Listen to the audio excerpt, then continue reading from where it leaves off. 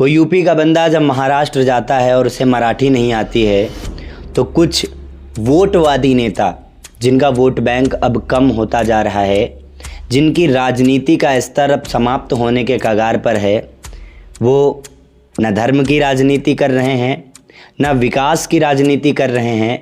अब वो भाषाई राजनीति के जरिए अपने प्रदेश में अपना वर्चस्व बनाने की कोशिश कर रहे हैं।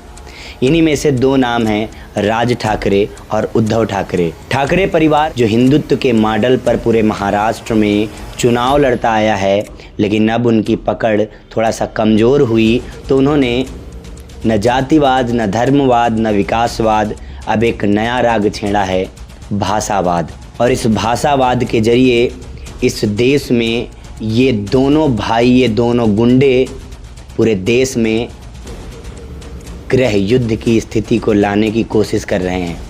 अगर तुम महाराष्ट्र में आने वाले किसी उत्तर भारतीय, किसी कर्नाटक के, किसी यूपी के, किसी बिहार के, किसी बंगाल के, किसी तमिलनाडु के लड़के को रोककर उससे मराठी बोलने के लिए कहोगे, उसे मराठी नहीं आएगी तो उसे तुम मारोगे, तो क्या महाराष्ट्र के लोग यूपी, बिहार, पश्चिम बंगाल, कर्नाटक, तमिलनाडु यहाँ नहीं जाएंगे? और यही बिहारी अगर किसी महाराष्ट्र से आने वाले अतिथि से भोजपुरी में बोलने के लिए कहने लगें और वो ना बोल पाएँ तो उनकी पिटाई करें, तो इसका जिम्मेदार कौन होगा? यही तमिलनाडु के लोग जब महाराष्ट्र से कोई तमिलनाडु आए और उनसे तमिल बोलने के लिए कहें और वो ना बोल पाएँ तो क्या होगा? पश्चिम बंगाल में महाराष्ट्र का कोई आए, यूपी में कोई महाराष्ट्र का आए, क्या चाहते हो आखिर? इस देश में सभी भाषाओं का सम्मान होना चाहिए। सोचो, किसी पार्क में कोई मराठी बोल रहा हो, कोई बंगाली बोल रहा हो, कोई यूपी से हिंदी बोल रहा हो, कोई भोजपुरी बोल रहा हो, कोई तमिल बोल रहा हो, कोई कन्नड़ बोल रहा हो, क्या माहौल होगा वहाँ का? लगेगा पूरा भारतवर्ष एक साथ बैठा है।